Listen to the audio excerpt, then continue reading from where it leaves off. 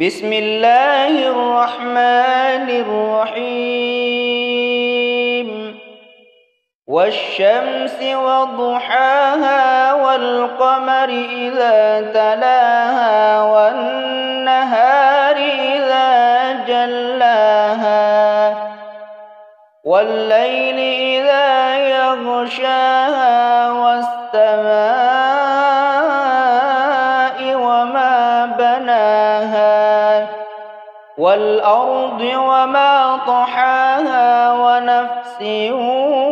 وما سواها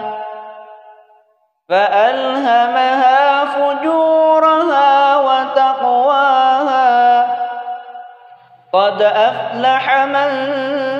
زكاها وقد خاب من دساها كذبت ثمود بطغواها